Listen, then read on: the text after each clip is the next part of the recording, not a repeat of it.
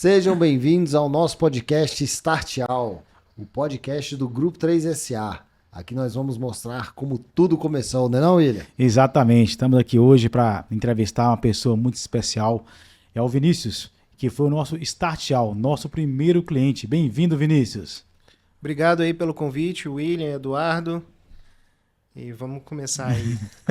Antes disso, fazer a apresentação desse cara, que ele é uma máquina. Se eu perder algo aqui, você me avisa, Vinícius. O Vinícius começou trabalhando com o pai dele, montou uma imobiliária, né, Vinícius? Até antes da imobiliária, eu já me interessava muito pelo mercado de leilões. Então, ainda quando eu trabalhava com meu pai, eu já comecei lá, 20 e poucos anos, comprando uma kitnetzinha de leilão.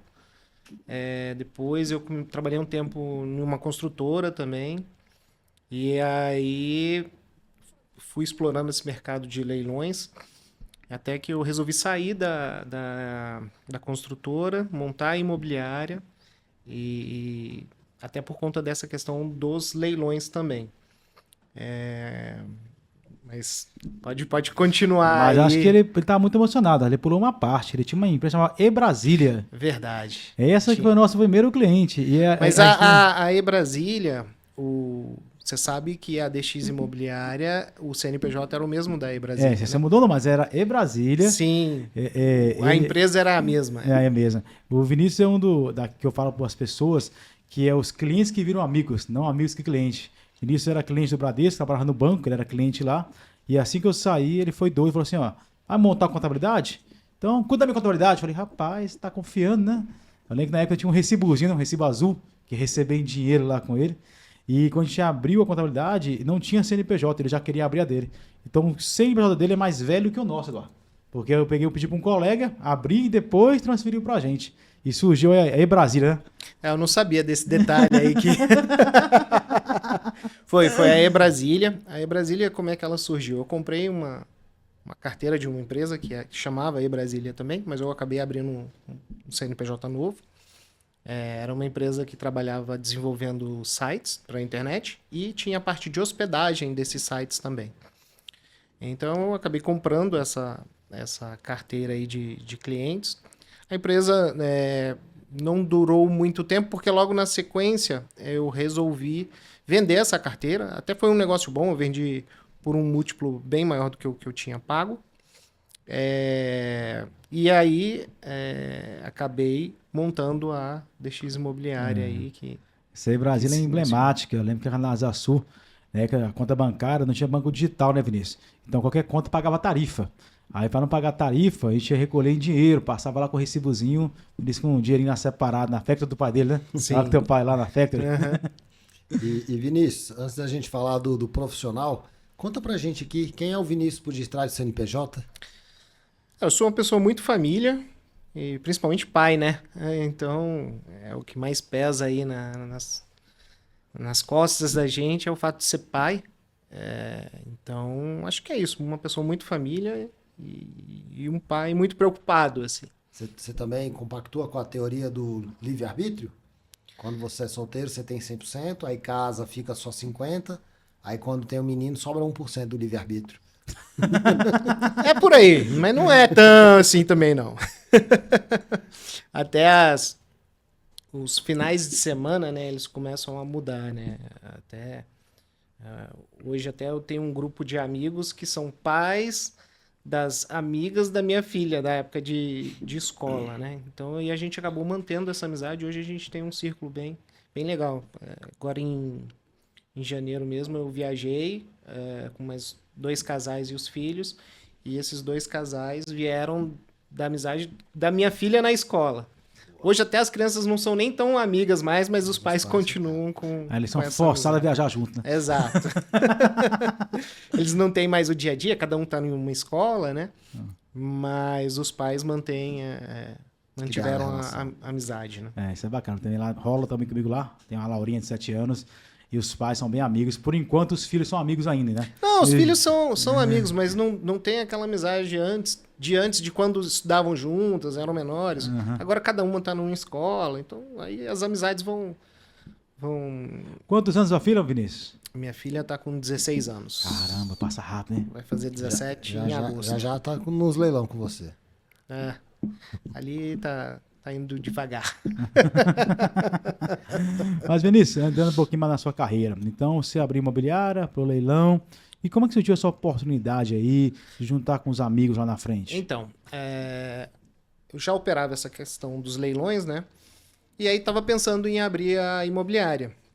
E aí eu tinha tenho três amigos, que eles montaram o primeiro escritório da XP Investimentos em Brasília. Era uma filial da XP na época.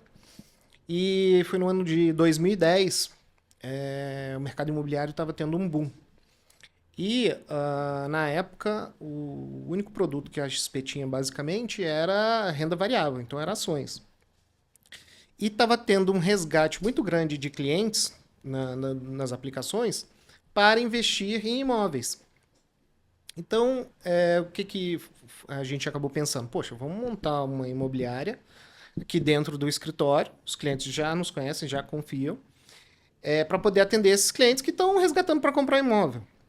Então a gente acabou montando a DX Imobiliária, né, que veio da DX Investimentos. Uhum. A gente acabou montando a imobiliária lá dentro. Montando a imobiliária, eu até diminuí o meu ritmo de leilões. Até porque lá no início, quando eu comecei a mexer com os leilões eram presenciais. Dava mais trabalho, né? Não, era melhor porque tinha menos concorrência. Então, eu já participei de vários leilões presenciais, só tinha eu. Então, essa kit que eu comprei, que foi o primeiro imóvel de leilão que eu comprei mesmo, Foi aquela da Asa Sul? aquela das Açul. Aquela que você não, morou com a vocês Larissa, assim que... Não, essa aí já é outra. Já é outra, né? Porque eu fui comprando várias kits nesse mesmo prédio. Foi lá uma vez. Então, essa kit eu comprei, tava só eu no leilão. E tinham duas kits sendo vendidas. Era um leilão da Implave, alienação fiduciária da Implave. A pessoa comprou, não pagou, a Implave retomou e fez o leilão. Uma era mais barata, a outra estava um pouco mais cara. Eu falei, não, eu só tenho dinheiro para mim para comprar uma, e a outra eu fui comprei. Nisso chegou um rapaz, estava visitando lá em Implave. Ele tinha uma casa de câmbio e tal, foi oferecer o serviço da casa de câmbio. E sentou lá, e não, e aí, esse negócio é bom, não sei o quê. Eu falei, olha, o kit é isso, esse aí tá um pouco mais caro, mas tá um pouco abaixo do mercado. Eu falei, então vou comprar outra. Ele comprou a outra, e era uma vizinha da outra, e o pessoal tinha juntado as duas salas. Então, aí foi até bom, porque aí ele dividiu para fazer a parede, né, dividindo o custo de voltar à sala original, né, cada uma com o seu. Então, isso aí foi bem interessante. Aí depois começou a ser mais divulgado, eu participei de outros leilões presenciais, que aí já tinham bastante gente. Aí você começou a DX Imobiliária. E como é que veio a história da DX Corretora? Explica aí, isso é multifunção. Então, Só fazer uma pausazinha aqui, que eu queria pegar um gancho aqui do leilão. Você, com quantos anos você começou com o leilão lá atrás, antes da DX? cara, acho que o primeiro imóvel acho que foi com 21 anos. 21 anos. Me desculpe se leilão, até onde eu sei, tem um certo risco nessa operação. Sim. O que você pode trazer pra gente, uma pessoa, um jovem com 21 anos, entrando no mercado que já tem que tomar decisão baseada em risco? Como é que foi essa experiência? Isso você vê que um jovem atual de 21 anos, é comum tomar uma decisão dessa, entrar no mercado de risco? É um caminho mais seguro? Então, tem vários tipos de leilões, tá? Esse leilão que eu entrei nessa época aí é o leilão de alienação fiduciária. Alienação fiduciária é a garantia que a maioria dos bancos pega quando vai financiar o seu imóvel, o imóvel que você está comprando, ou você vai pegar um empréstimo no banco, dá o imóvel em garantia. É uma lei, ela é bem curta, e lá essa lei diz tudo sobre alienação fiduciária. Ela já teve algumas mudanças de lá para cá, vem tendo mudanças, mas o que eu fiz? Peguei a lei, estudei ela inteira, de cabo a rabo, e falei, vou entrar. Fui visitar o imóvel pelo lado de fora. Aí, um dos pontos que facilitou a minha entrada, esse imóvel específico já estava desocupado, eu já sabia que ele estava unificado com a outra sala. Então, assim, foi diminuindo o meu risco na primeira entrada. Hoje eu já entro em leilões muito mais complexos, mas o primeiro ele estava bem tranquilo. Assim, Mamão com açúcar. Mas eu tô com uma opinião interessante aqui, Vinícius, sobre estudar, né? Mas que eu saiba, você falou de legislação, lei, você não é formado em ciência da computação ou eu tô errado? Sou formado, na verdade, em engenharia de computação. Foi uma coisa mais ou menos que eu lembrava que era.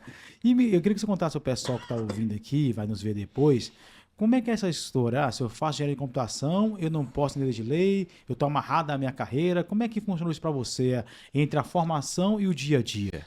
Não, eu acho que assim, o empreendedor ele tem que entender um pouquinho de tudo.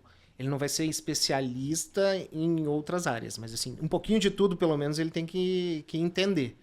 Ele tem que entender um pouquinho de tributação, ele tem que entender um pouquinho de marketing. E até para poder contratar os especialistas, ele precisa de entender. E eu sempre gostei muito de imóveis, né? Então, poxa, eu vou comprar imóvel, por que eu não vou comprar através de leilão? E aí eu acabei começando a estudar, tomei mais gosto e acabei me tornando um especialista nessa área de leilões. Então, assim, não tinha nada a ver com o meu curso superior, mas a vida às vezes vai direcionando a gente para um caminho que a gente vai seguindo, né? É bom você falar isso, que muitos jovens vão ver aqui, querem empreender e colocam muita, vamos dizer a palavra aqui, Eduardo, muita expectativa no primeiro curso, né? Que aquele curso define a vida dele. E não define. Eu, por exemplo, tenho 2 cursos, o Eduardo tem um curso, o segundo curso, você fez um que não exerce isso, mas ajuda no dia a dia. Então, o mais importante é não ficar parado, né, Vinícius? Sim. Tem que começar, independente de você ter a certeza ou não. Faça, que depois você pode corrigir, pode usar, não pode utilizar. É mais ou menos isso que você está falando? Sim, inclusive assim, se você pegar aí, a maioria dos engenheiros formados hoje estão trabalhando no mercado financeiro.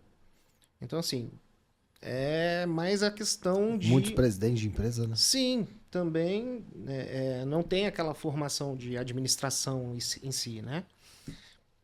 Então, eu acho que assim, o curso é para te dar uma base ali. E aí, por exemplo, o meu curso, né, que era engenharia de computação.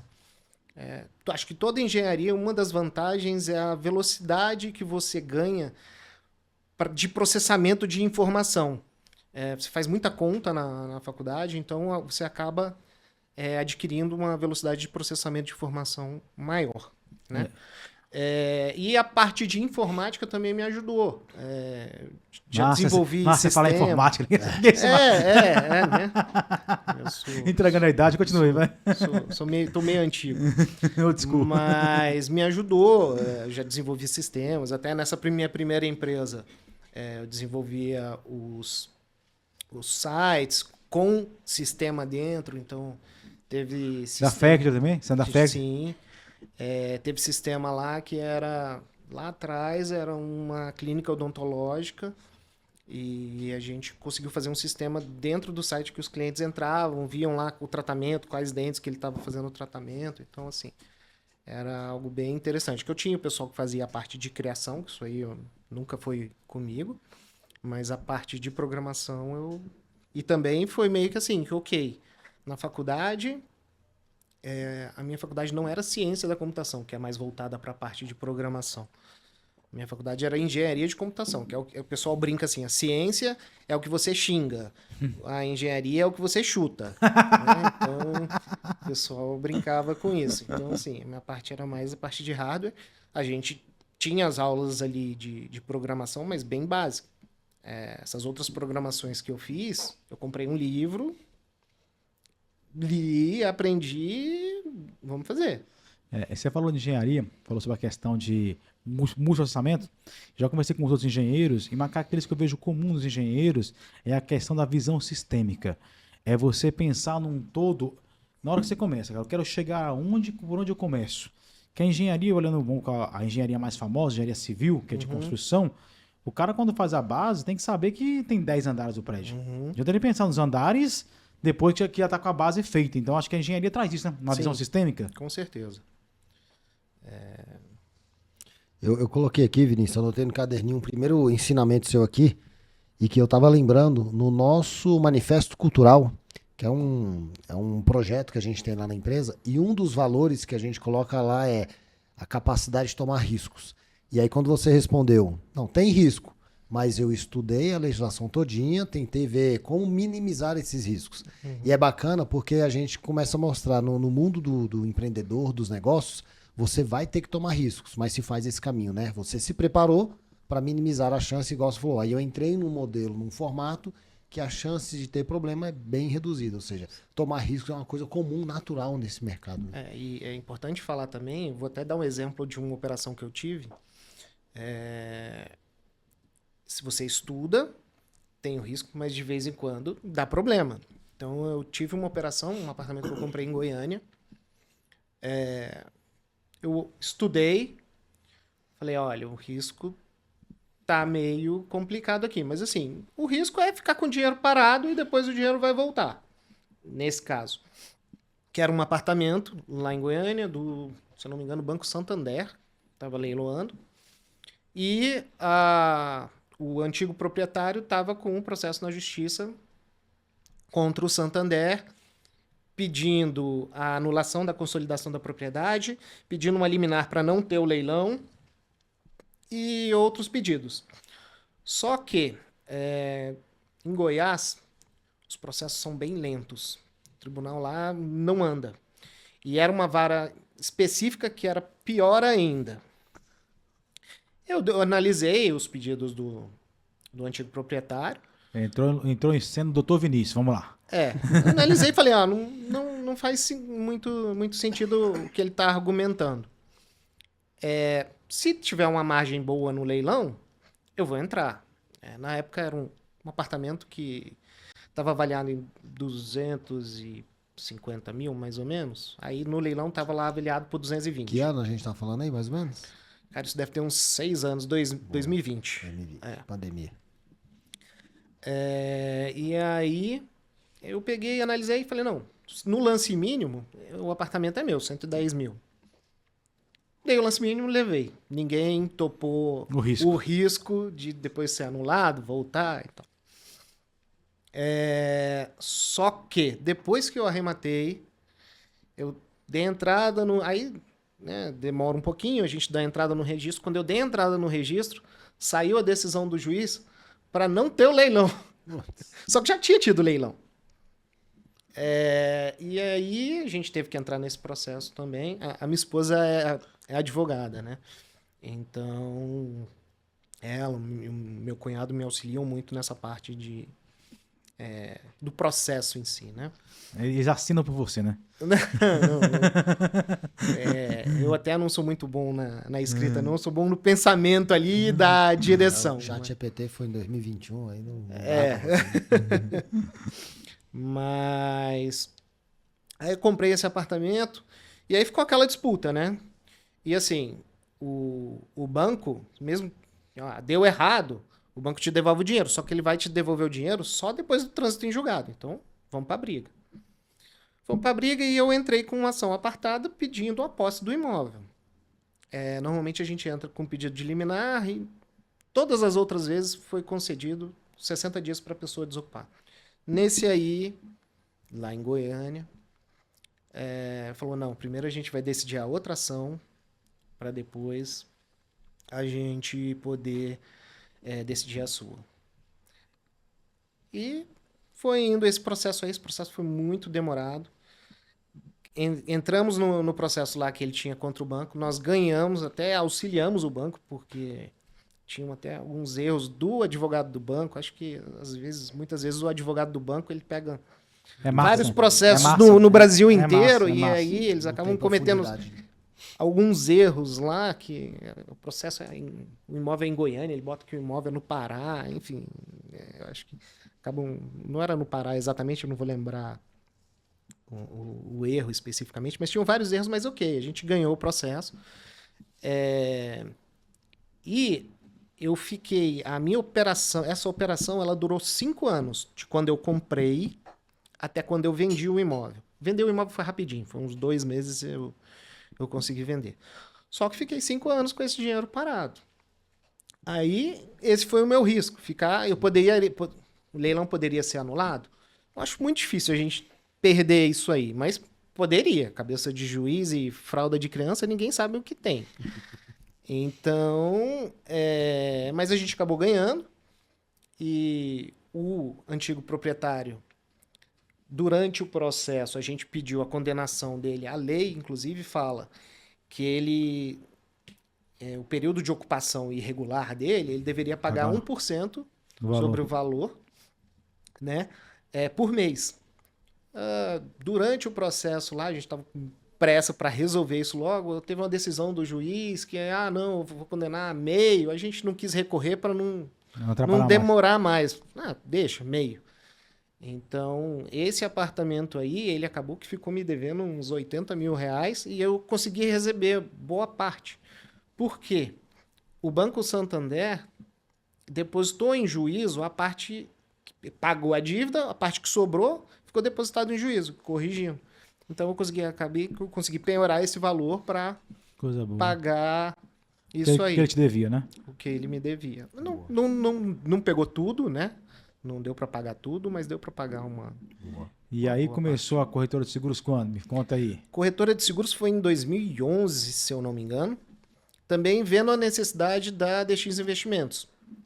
A gente acabou vendo que todo cliente, não é nem todo cliente, acho que todo mundo tem 2 grandes problemas na vida, que é morrer cedo ou morrer tarde. Então, esses problemas todo mundo tem. Se tiver filho, né? Se você morrer cedo, você vai deixar a família desamparada.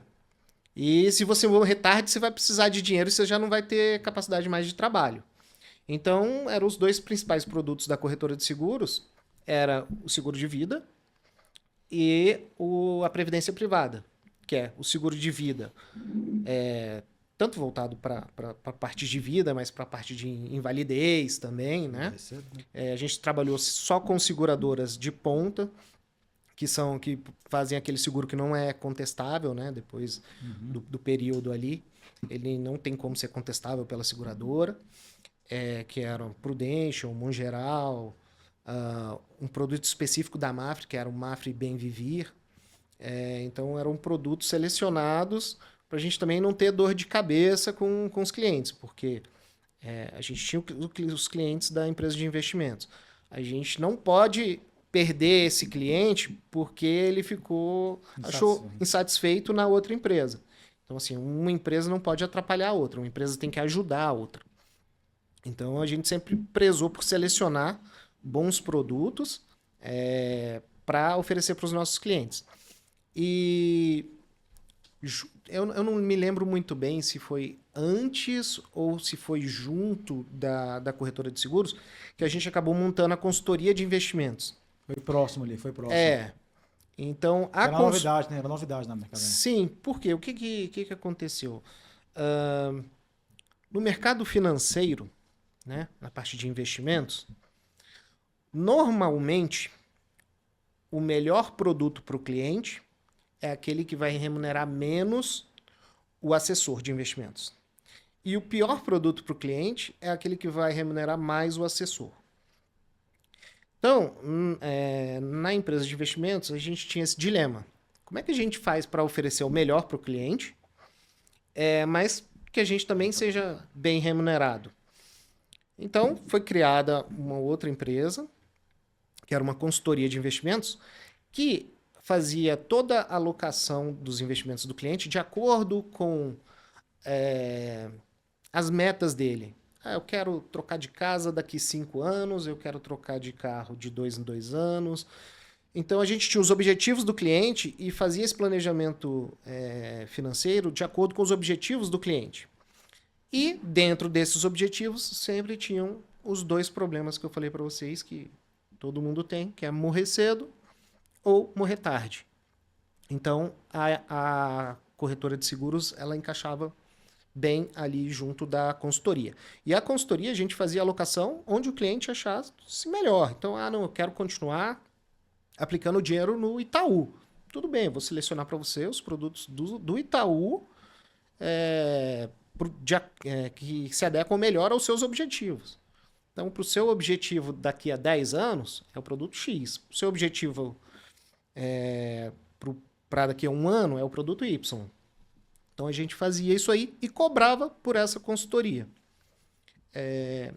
Essa empresa foi crescendo e a gente começou a vender essa consultoria no Rio de Janeiro também, através de uma outra empresa, que era outro agente autônomo da XP. Então, os assessores deles vendiam a consultoria e a consultoria era centralizada aqui em Brasília. O back-office era aqui. O comercial era só lá, mas toda a parte de desenvolver a consultoria mesmo era centralizada aqui, até no Ivens, que era um consultor CVM. Hoje ele está no Canadá. Então... Tá com a vida ganha, presidente, né? Um abraço pro Ivens aí. Ivens Gasparoto Filho.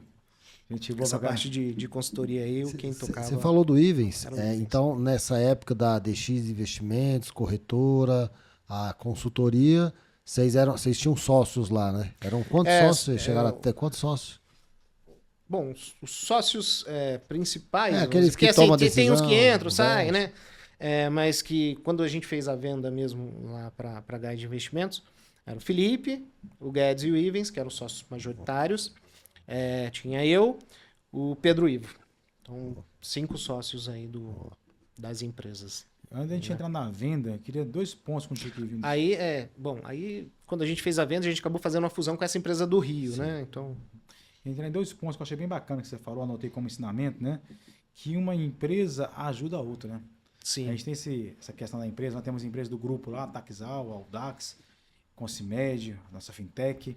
E a gente, como é que era isso? Como é que era essa cultura de dizer para as pessoas, para os colaboradores, cara, que você não está aqui para competir com a outra, tá? Para se ajudar. Me explica como é que vocês faziam isso naquela época, como é que vocês aculturavam isso? Não tinha muita competição de uma empresa com outra. Não via isso. Mas como é que vocês definiam isso? Até para não ter competição. Pronto. Todo mundo era igual em todas, ou um era mais um? Não. Dentro das empresas, por exemplo, na imobiliária eu era o majoritário. Aí em outras. Mas eu falo assim, a questão de cultura. Exemplo, a imobiliária, dá um exemplo que eu conheço, que é de mercado. Uhum. O cara vendeu um imóvel lá, normalmente ele ganha 5% de comissão, negocia para frente, beleza? Uhum. Não tem nada a ver com a comissão da investimentos, que é de um CDB lá da vida, né? Beleza. Não tem nada a ver. Mas quando o cliente ele decide, eu quero vender o meu imóvel, ou eu quero comprar um imóvel, ele vai comprar em qualquer lugar. Uhum. Tudo bem, o assessor de investimentos pode fazer conta, mostrar lá que é melhor ele deixar aplicado. Se for para um investimento, pode ser até que gere uma concorrência. Mas quando é para o cara morar, acabou. Ele quer comprar para morar, é uma satisfação pessoal dele. Uhum. Não vai... O assessor de investimentos pode fazer a conta que for que a pessoa vai querer morar. O que a gente fazia na época? A gente remunerava a indicação do assessor. Então, tinha um assessor de investimentos, se ele indicasse um cliente para a imobiliária, ele tinha uma remuneração. Bem bacana isso. Não me lembro. Porque isso aí ajuda muito nossa audiência, Vinícius, que tem aí um empresário com um grupo de empresas que eles têm relação uma com a outra, né? Uhum. Como fazer isso ser uma sinergia e crescer ao invés de uma competição? Igual você deu um exemplo agora há pouco. Sim. O cara poderia convencer o cara a revestir em outro valor, o imóvel não vale a pena, o rendimento não é bom. Mudar os planos dele, ou ajudar de 2 formas. Ajudar o cliente a ter a satisfação pessoal de ter o imóvel e ainda trazer recurso para a empresa em outra empresa e de uma comissão de indicação. E funcionava muito bem, pelo que eu estou dizendo, né? Que se você não vende, ajuda a vender, né? Sim. Lá funcionava isso, né? Sim, exatamente. Então, muitas vezes até... Lógico, o assessor de investimentos ele quer trazer quanto mais dinheiro ele trouxer para a carteira dele, melhor para ele. Uhum. Tudo bem, se ele indicar a imobiliária, fechar o negócio e tal, ele vai ser remunerado, mas ele não está construindo a carteira dele. Uhum. Então, assim, quando surgia a questão, não, eu quero comprar para investir, então acabava que ficava aquela disputa. Isso é normal e inclusive era uma discussão até interna dentro da empresa. Então, não, porque comprar imóvel não vale a pena, é melhor deixar aplicado e tal. E é uma discussão que existe até hoje, né? Tem gente que fala que prefere comprar o imóvel, tem gente que prefere deixar o dinheiro aplicado. E, inclusive, muitas vezes, quando a pessoa faz essa conta, ela esquece que o imóvel você pode comprar com dinheiro subsidiado. Por que eu falo que é um dinheiro subsidiado? A gente estava conversando aqui antes de começar, o William até me perguntou quanto que está a taxa de financiamento imobiliário e tal. Eu falei, está em torno de 11% ao ano, mais TR. E aí, se você pensar que a Selic é 15%, você está tomando um dinheiro mais barato do que o próprio governo federal. Do que o seu capital seria remunerado. Né? Exato. Então, até para o cliente, eu tenho R$1 milhão para comprar um imóvel. Cara, pega 200 mil, financia os outros 80%, deixa os 800 mil aplicado e pega o financiamento dos 800 mil. Entendeu? Com o passar dos anos, aí com o rendimento desses 800 mais o aluguel, você vai pagando a prestação ali. Com o passar dos anos, daqui 10, 15 anos, porque financiamento é prazo longo, só o aluguel já vai pagar a sua prestação. Porque a prestação, se fizer na tabela SAC, ela é decrescente. E o aluguel ele vai reajustando anualmente pela inflação. Esses 2 últimos anos a gente teve um aumento gigantesco no valor do aluguel. E não vai parar o aumento, porque agora com esse IBS e CBS vai vir mais aumento ainda. Porque não adianta falar, não, é a pessoa que está alugando o imóvel que vai pagar esse imposto. Não é, ele vai repassar isso aí para o mercado. Então, acaba acontecendo essas coisas. Outra questão, mas que eu lembrei aqui agora, não está aí no nosso script aqui, é que o Eduardo falou que foi Start All da Audax, foi você, primeiro cliente, né? A gente esqueceu, Eduardo, que o Start All da Taquizal também foi o Vinícius, né? Nosso produto hoje, construção civil, começou com o Vinícius, né? Como eu conversei com vocês, né? O Vinícius virou amigo, né? O cliente virou amigo. E um dos churrascos na casa dele lá, encontrou o irmão dele, Maurinho. Maurinho tinha uma construtora, não sei se tem ainda lá em Paracatu. Aí o Vinícius tinha tomado uma e falou assim, William, ajuda Maurinho começou agora, vai lá ajudar. Eu falei, vou nada em Paracatu, o que eu vou fazer em Paracatu? Comer a empadinha lá. Não, a empadinha foi depois, ela foi até boa a empadinha. Aí eu fugi nessa primeira, aí teve outro churrasco, encontrei com o Maurinho de novo, aí não teve como. Eu tive que ir lá e através de conhecer o Maurinho, a gente descobriu que mais uma coisa, ninguém sabe de tudo, que tinha aí uma vantagem tributária em fornecer material, na construção civil, redução da base. E aí teve o Maurinho, que é irmão, que foi nosso primeiro cliente Taquizal em 2016, 17, Vinícius, ali? E é bacana, e é um dos principais produtos tributários que a Taquizal hoje alavanca no mercado. Um produto que o primeiro que foi realizado foi com o Maurinho lá em Paracatu. Legal. Bacana, né? Legal. De vez em quando ele solta assim que ele solta assim, não, porque a sua carteira veio de mim, eu fui o primeiro. De vez em quando ele solta essa aí, tem que pagar cerveja pra ele. De vez em quando ele solta uma dessa aí. De vez em quando eu que indiquei a maioria dos clientes. De vez em quando solta uma dessa. Agora não dá mais pra falar, agora cresceu demais. Mas vamos lá, me conta aí como é que foi aí a questão da venda. Conta o pessoal, todo mundo tem uma curiosidade de saber como é que é vender, como é que é o antes, o durante, o depois. Conta São Paulo pra gente. A questão da venda foi basicamente o seguinte. A empresa de consultoria deu muito certo. E junto com a corretora de seguros. Então as duas passaram a empresa de investimentos. Né? E a gente queria crescer. Então o que a gente decidiu? Qual o modelo melhor para a gente crescer? A gente decidiu que queria montar uma franquia para poder vender essa franquia. O franqueado ele faria a comercialização desse planejamento. O planejamento continuaria sendo centralizado. Então, o franqueado ele iria fazer a venda do plano, coletar as informações do cliente, da ponta, manda para o nosso consultor monta o planejamento, devolve para o franqueado e o franqueado faz a apresentação e o acompanhamento desse plano. Por quê? Não era um plano, toma aqui, segue sua vida. E tchau. Não, porque a vida é fluida, né? Então as coisas vão mudando. Então tem o plano, mas ele tem que ter adaptações ali durante o ano. Chegou no final do ano, a gente também fazia a renovação desse plano. Então era algo contínuo.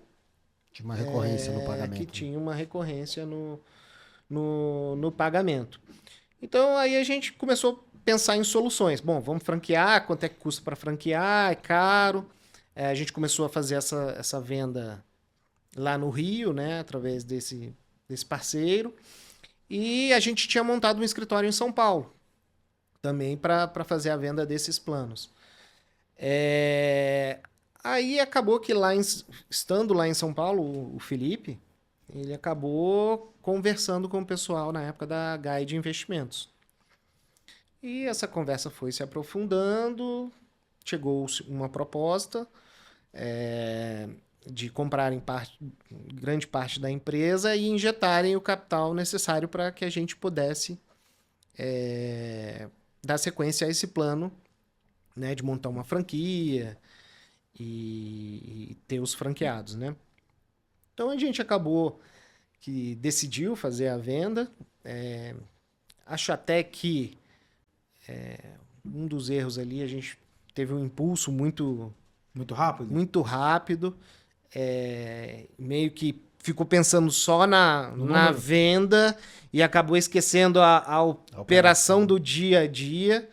Até porque, no caso de venda, é um negócio meio desgastante. É contrato para cá, contrato para lá, e enrola e muda. Então, assim, era uma negociação diferente do que o que a gente estava acostumado no dia a dia.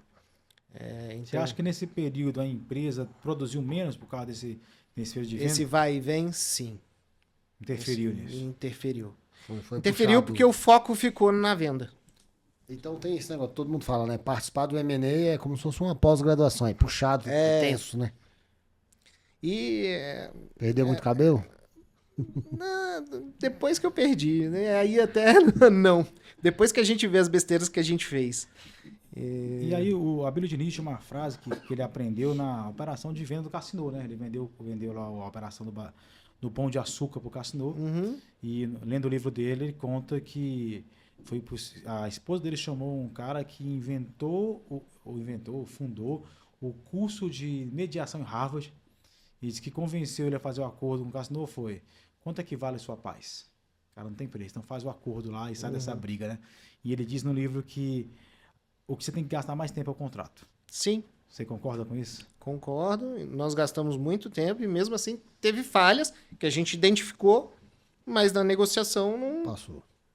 É isso ou não. E aí os sócios já estavam tão animados com o negócio praticamente concretizado que não tinha como voltar.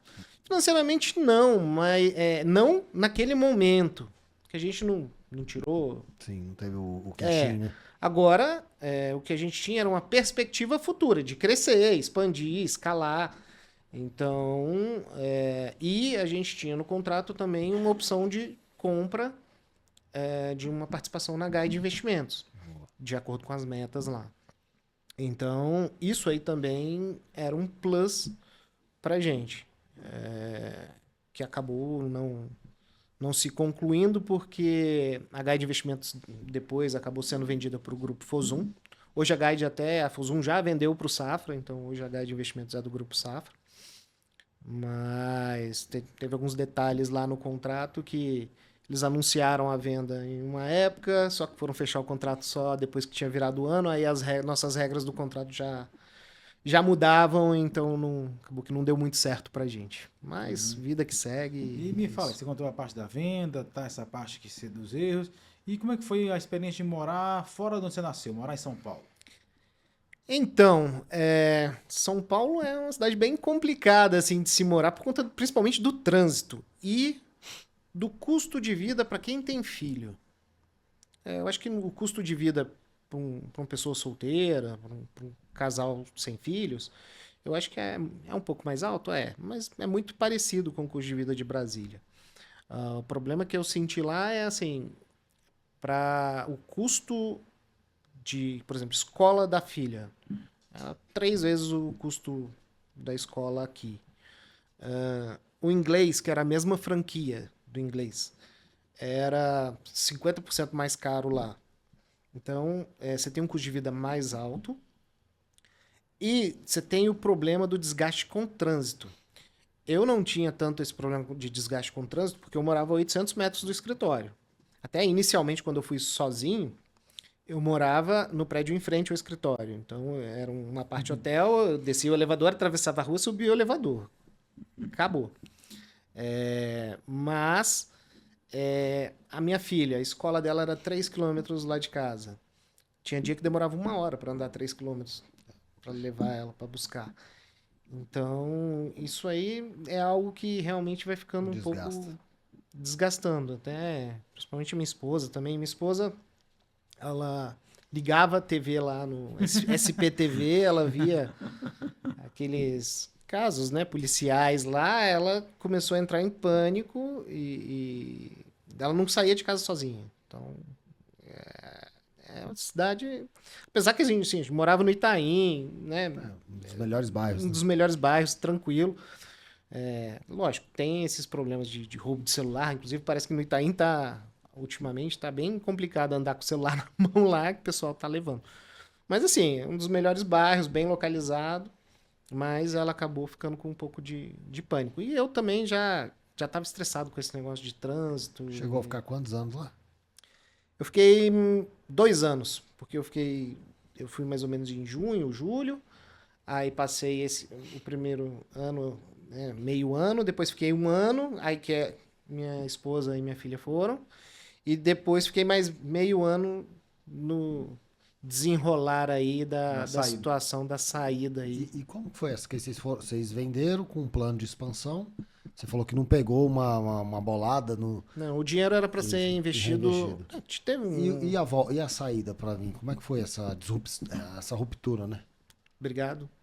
Tchau. Apertou sua mão e foi embora. Tá livre das algemas, que a gente tinha umas algemas lá. Vocês negociou, não... ninguém deve nada a ninguém. Liberou a algema, recebeu o capital social. A pergunta que eu vou fazer não é arrependimento, que eu acho que não cabe, mas passando por tudo que você passou, sabendo disso, você tomaria a mesma decisão da venda ou mudaria, e o que mudaria? Se fosse tomar essa venda específica, ela não dependia só de mim, né? Nós éramos 5 sócios. E todos tinham que dar ok, né? Não.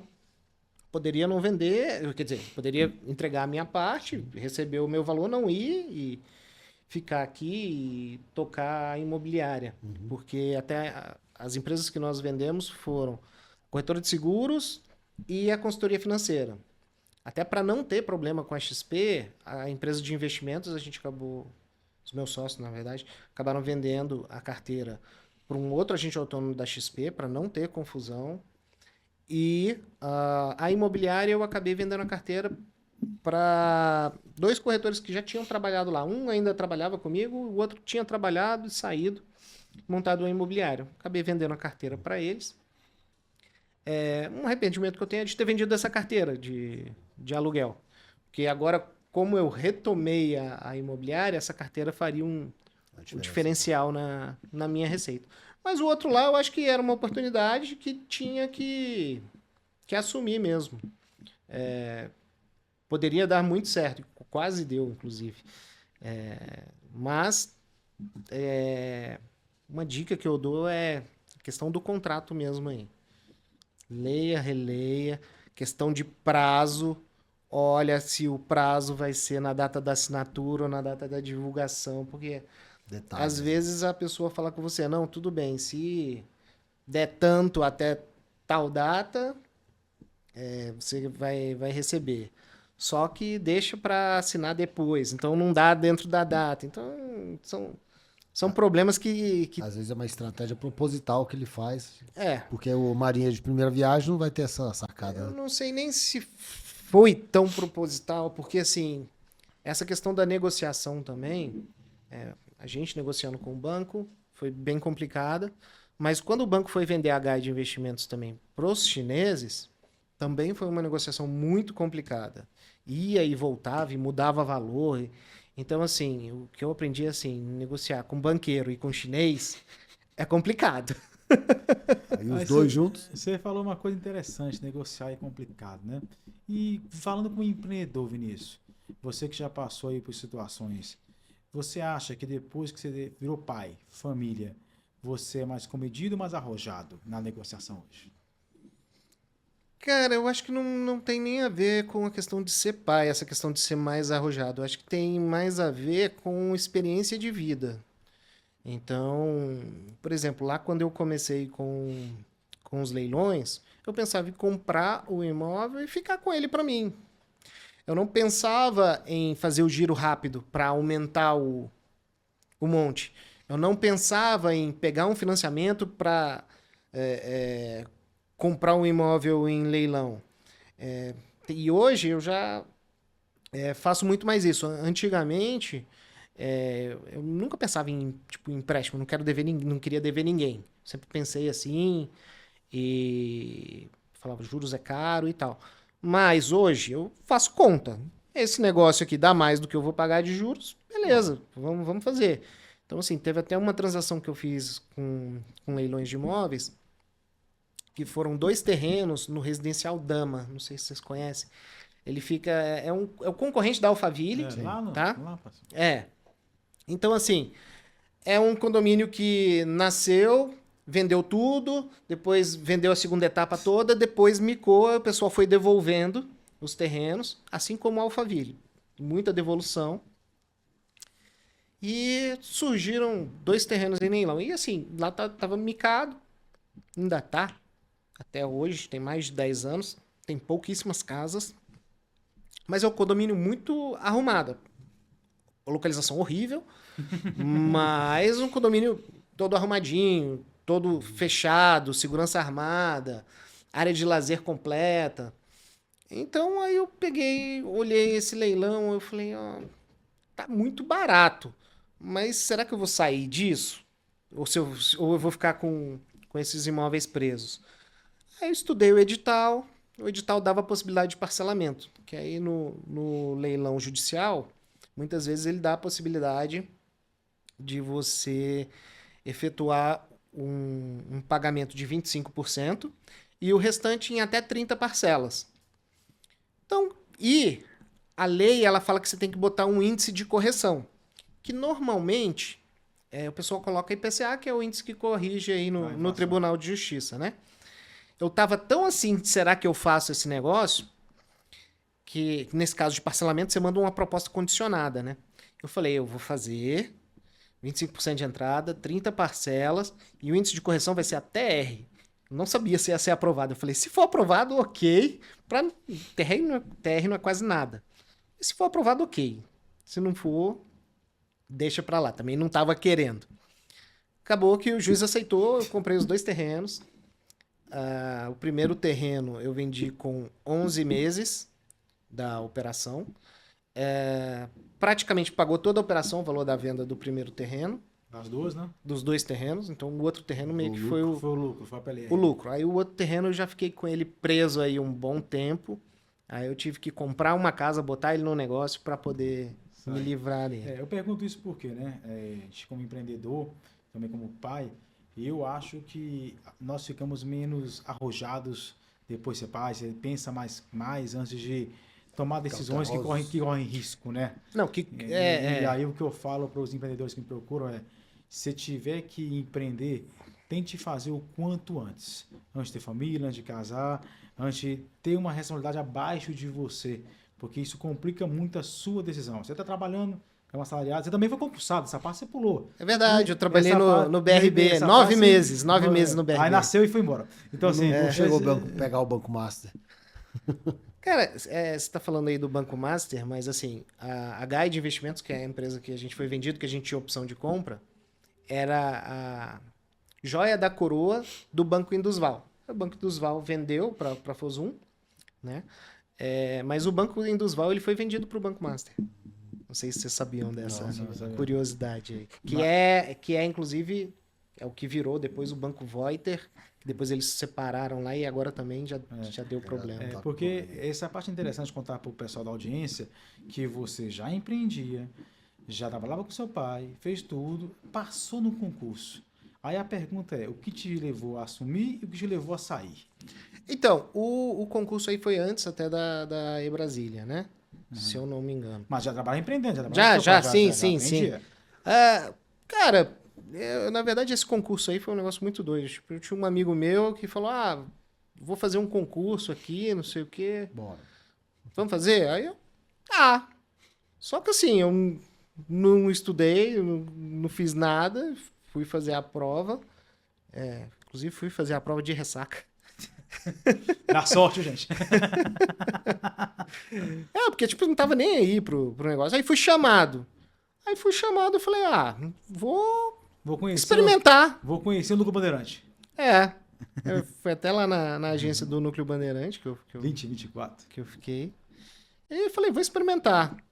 Aí eu vi que realmente não era aquilo que eu queria pra mim. Pulou fora. Aí eu saí. E também o meu pai pegou e falou, não, vou te pagar mais do que você... Porque também tem isso, né? Ele era bem murrinha, então Teu pai? eu ganhava pouco. Então o fato de eu sair, eu fiquei, na verdade, com 2 empregos, né? Que eu trabalhava com ele Fez até falta. 10h30 e aí... Aí fez falta, ele falou, puxar de novo. E a gente Exatamente. tem essa coincidência também. Também fui concursado da BRB, né? Sim. Só que eu fiquei um pouquinho a mais, fiquei 3 anos, fiquei de 2009 a 2012 ali, fiquei. Então uma coincidência também, nossa história também, passagem pela BRB Sim. também. Uma outra curiosidade, se você puder comentar com a gente, como é que foi se aventurar no mundo cripto? Cara, então, isso aí foi pandemia, né? Eu ainda não... Tava com um tempo muito livre, eu não tinha remontado a imobiliária. Já voltou do E aí de São você Paulo? fica lá na pandemia, aí você fica pensando, cara, o que eu vou fazer? O que eu vou fazer? O que eu vou fazer? Eu comecei a estudar, falei, cara, eu sou formado em engenharia de computação, eu consigo montar isso aqui mamão com açúcar. Né? E a mineração que eu fazia era com placa de vídeo, então você montava um computador mesmo. Porque hoje tem as máquinas de mineração, que é um caixote que você compra lá na China, liga, conecta o cabo e pronto, ela faz tudo. O meu não, você tinha que montar as placas, configurar, tentar extrair o máximo que cada placa produzia, até porque 2 placas iguais da mesma fabricante, do mesmo coisa, a configuração das duas eram parecidas, mas não eram iguais. Às vezes, uma você conseguia configurar melhor para produzir um pouco mais. Então, eu descobri essa questão da mineração, fiz a mineração um tempo. Era um negócio muito arriscado, porque você coloca o dinheiro comprando as máquinas e você não sabe quanto vai produzir. Você sabe quanto está produzindo hoje. Se amanhã a moeda mudar o preço, na época eu estava fazendo mineração da moeda chamada Ethereum. Muda totalmente a sua rentabilidade.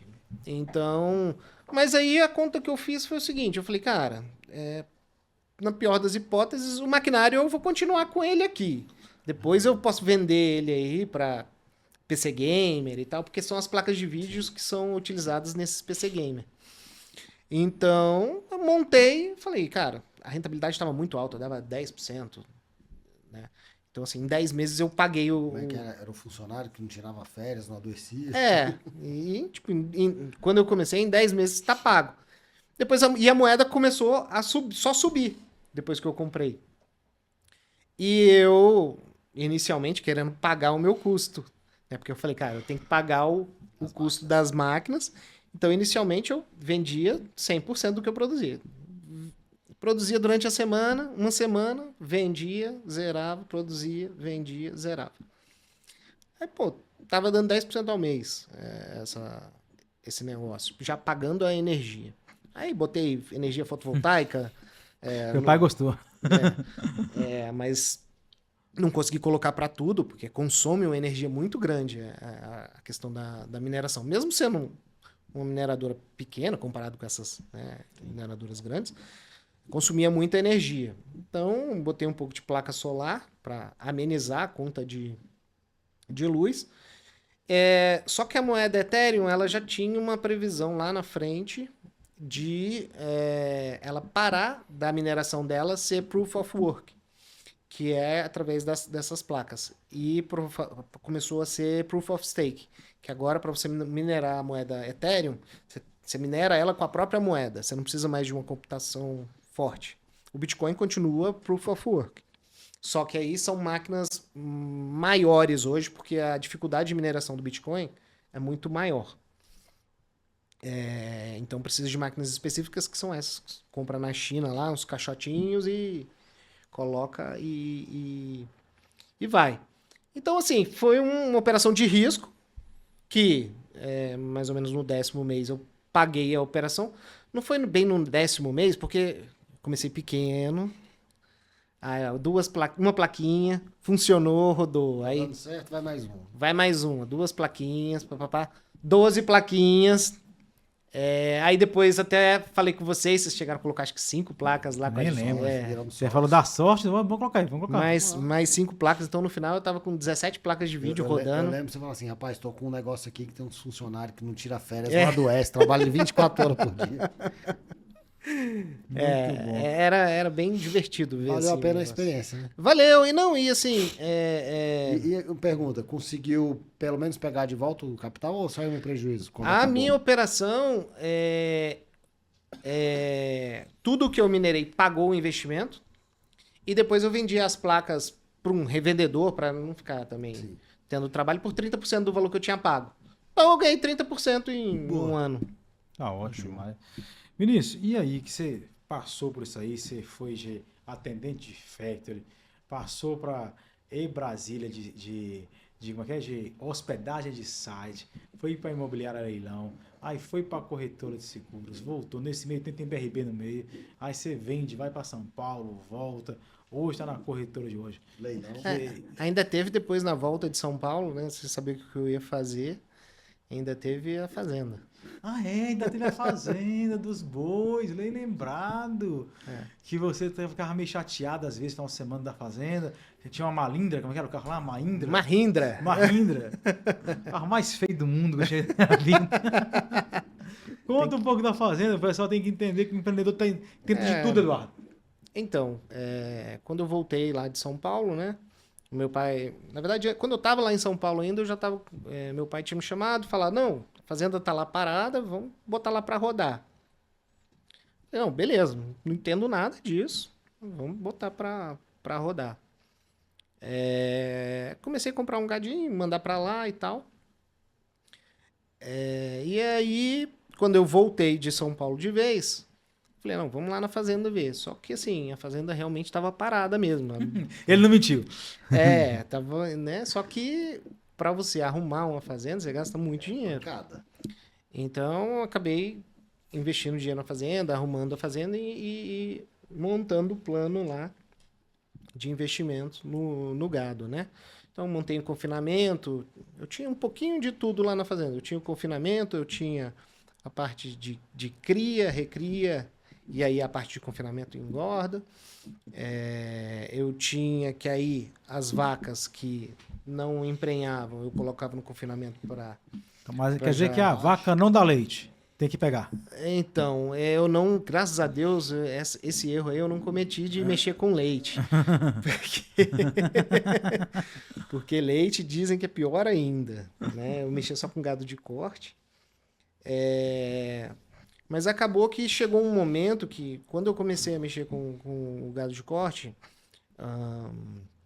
o custo da arroba do boi, o valor da arroba do boi estava em R$150 quando eu comecei a mexer.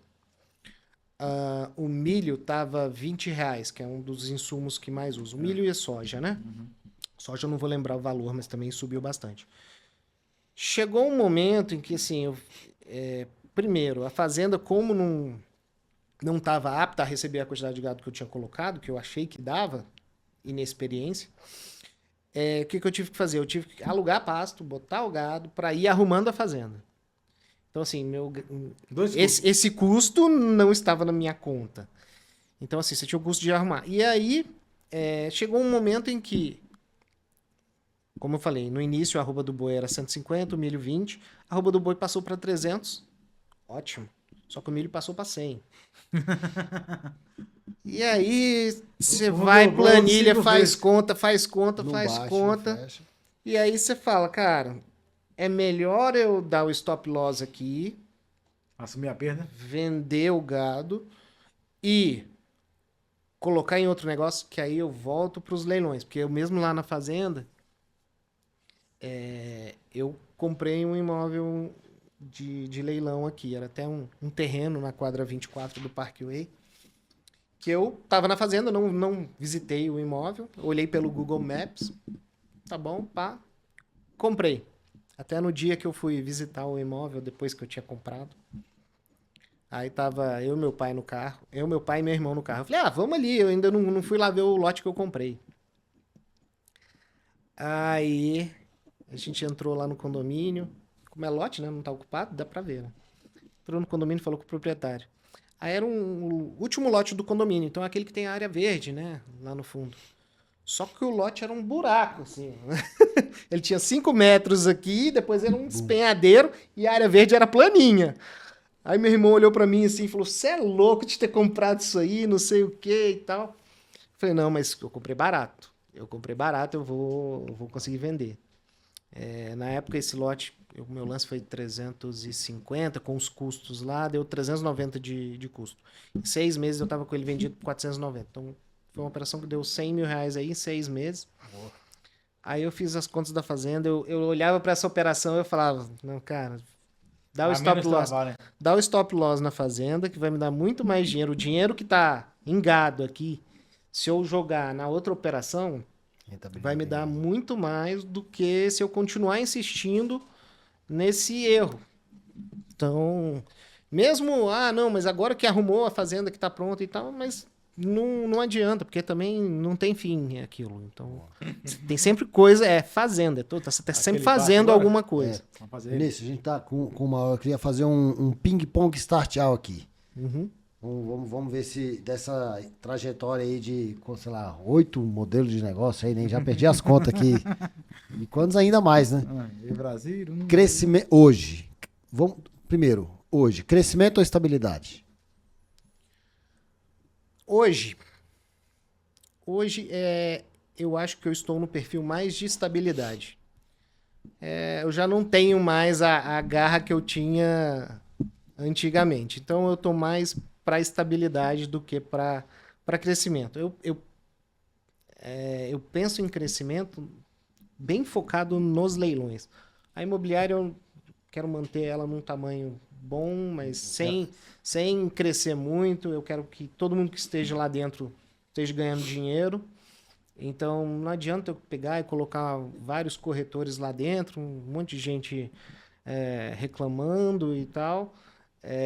Eu não quero essa dor de cabeça de muitos funcionários.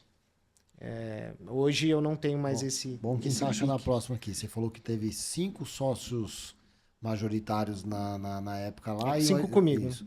E hoje, sociedade ou sozinho? Cara, eu acho que sociedade você chega mais longe, com certeza. Até porque eu acho que o ideal é ter um sócio especialista em cada área. Então, um vai ser melhor no comercial, o outro vai ser melhor no administrativo, o outro vai ser melhor nisso e naquilo. Depende do ramo da empresa. Você é um mix de tudo, né? O meu comercial eu acho bem fraco. Eu acho que eu sou mais administrativo do que comercial. Eu até brinco que eu sou muito honesto, eu não sei mentir, então o meu comercial... Eu não entendi essa parte, não, tudo bem. O meu comercial, eu não consigo pegar e inventar coisa. E lucro alto com risco ou lucro médio previsível? Eu prefiro lucro alto com baixo risco. Mas não tem... Pra quem já teve esse ponto de empreendimento, vale. Né? Como é que é? Pra quem já teve essa jornada toda, vale, né? Você tá apto a escolher, já passou por muito. Sim. Vinícius, Por isso que eu gosto dos leilões. Baixo risco, retorno alto. O Vinícius é aquele empresário que a gente já conhece, Eduardo. Ele quer ir pro céu sem morrer antes. Mais alguma? E de tudo isso aí, Vinícius, essa trajetória, uma frase que pode ser um guia da sua vida empresarial aí. Resuma a sua vida empresarial em uma frase. Se reinventar. Eu acho que é isso. Ir, voltar, descer, subir. Vai pro rural, vem pro urbano. Se vira.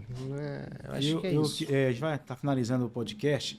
Mas tem 2 coisas a gente fazer ainda. Eu queria fazer uma aqui que era startual e comer de tudo. Tem muitas pessoas que vão ver esse podcast e vão começar a empreender. Qual que seria o startual para essas pessoas? Você, para nós, foi startual em 2 empresas, na Audax e Taxal. O que seria para as pessoas hoje? O que elas poderiam pensar que é um startual? O que elas poderiam se agarrar e começar? Que ali pode parecer pequeno, Vinícius, mas com certeza é de um pequeno que começa um grande. O que seria? Sua opinião? Eu acho que as pessoas têm que pensar, sempre quando forem montar um negócio, em resolver o problema das outras pessoas. Esse é o primeiro ponto. E o segundo ponto principalmente o pessoal novo, é uma forma de escalonar isso. Então, ok, vou começar pequeno, mas como é que eu vou fazer para escalonar o negócio? Então, a primeira coisa Descubra um ponto que está ali deficitário, que é problema de todo mundo, que ninguém está resolvendo. Entra nesse nicho e escalona. Eu acho que é por aí. Que era, inclusive, lá, quando você começou a contabilidade, você fala, a empresa era pequenininha, você foi o primeiro cliente, não sei o quê, mas, cara, eu te ligava, resolve, e você resolvia. Então, tirava um problema que eu tinha. Você resolvia o meu problema. Nosso ramo é isso, né? Você cuida do seu negócio, a gente cuida da burocracia. Dá para finalizar lá? E não, você falou disso aí, eu lembrei de um outro negócio curto, mas que você entrou também, que foi a de Nua Propriedade. Pouco tempo, mas ficou ainda, né? Sim. A empresa de Nua Propriedade, eu acho que é uma operação que vai ainda, dar um boom no mercado brasileiro. É algo novo, mas acabou que, enfim, a gente teve alguns problemas internos e eu acabei resolvendo tinha anotado 8, sair 9. lá. E quem quiser te acompanhar, a gente estava falando aqui antes que você já gravou uns vídeos no Instagram, você falou, tem que voltar mais. Se alguém que gostou da sua história, como é que te acha? Onde é que encontra o Vinícius? Então, eu tenho o Instagram da DX Imobiliária, só procurar no Instagram DX Imobiliária. Vai estar aqui no cantinho, gente. E eu confesso que eu deveria estar produzindo mais material, mas, enfim, como eu falei, eu já não estou mais com aquele empenho todo, né? Então, não sou muito fã desse negócio de ficar gravando vídeo e tal. Eu sei que precisa. Você devia dar uma aula de leilão, que você falou. Aqui você rapidamente explicou um monte de coisa que eu acredito que a maioria das pessoas nunca ouviu falar e nem tem ideia de um mercado igual esse. Você tem domínio. Já me pediram isso aí. De vez em quando eu até dou algumas consultorias individuais, assim. Aí, tá vendo, gente? Tem consultoria individual para leilão. Procura o Vinícius aí, tá bom? Um novo negócio pro Vinícius. Ele vai ser mentor de pessoas que querem investir no mercado de leilão. Só procurar ele no Instagram lá que ele vai abrir a mentoria, viu? Não tô querendo muito concorrente, não. A concorrência já tá grande. Eu ganho dinheiro com leilão mesmo, não é concurso. Então, vamos ver, mas vamos pensar pra frente. Bom, galera, então é isso. Mas a gente queria antes de finalizar, pedir um favor, verdade, Vinícius. Vinícius, verdade. tem um ali atrás, irmão. Ali, ó, dourado ali. Pega ele pra gente, por favor. Tá atrás de você. Opa! Como a gente falou, o Vinícius foi o Start All, o começo de tudo pra gente. Abrir aqui. 2 empresas, então a gente aprendeu que tem que materializar a gratidão. Trouxemos um vinho aqui pra você, materializar a gratidão. Obrigado. Nosso primeiro cliente, nosso primeiro podcast. Vinícius, estamos aqui para agradecer você. Muito obrigado. Viu? Obrigado vocês. A gente já vai abrir agora? A gente pode dizer que o Vinícius é literalmente o primeiro de tudo, né? Exatamente. É isso. Obrigado, Vinícius. Obrigado, Vinícius. Obrigado a agradecer a vocês. todo mundo. Obrigado. Obrigado, pessoal. E aproveitar, pessoal, vocês veem a trajetória do Vinícius, o tanto que é grandiosa os ensinamentos que o empresário passa. Saber tomar risco, se preparar para o risco, saber olhar bem um contrato para você depois lá na frente não ter um dessabor, vamos assim chamar. Avaliar bem, ele foi morar numa região, viu que apesar de ser uma região nobre, passou, não vou dizer dificuldades, mas passou por momentos ali que não eram os mais confortáveis. Voltou, ele falou, a resiliência. Então, olha como é a trajetória do empreendedor. E você vai vendo que na trajetória dele, o tanto de ensinamento, de aprendizado que ele vai deixando, contando a história. E que quem está aqui ouvindo, que já é empreendedor, quer empreender, vai ter uma resposta. Não é fácil, mas vale a pena, Vinícius? Com certeza. O fato de você empreender é libertador. Então, é aquilo que eu falei. O William falou, você trabalhou no BRB. Eu falei, cara, eu não quero isso para minha vida de jeito nenhum. Uhum. Eu quero eu poder comandar a minha vida, e não alguém, enfim. Então, definir esse capítulo aqui como Rock Balboa. Levanta, mas cai, mas levanta de novo, né? É isso aí. Se reinventou. Parabéns, Vinícius. Obrigado, Parabéns, pessoal. Vinícius, obrigado. Valeu, obrigado a vocês. E a gente vai pedir aqui para todo mundo curtir, comentar, compartilhar o nosso podcast para chegarem mais pessoas. Seguir a Start All também, para que histórias como a do Vinícius possam alcançar e, quem sabe, mudar a vida de outras pessoas, vendo um relato aí de vitória, de sucesso que o nosso amigo aqui trouxe pra gente, né? Não ele. Exatamente, que a Start All é o começo de tudo. Quem sabe aqui é o seu começo de um tudo amanhã. Obrigado, pessoal. Valeu!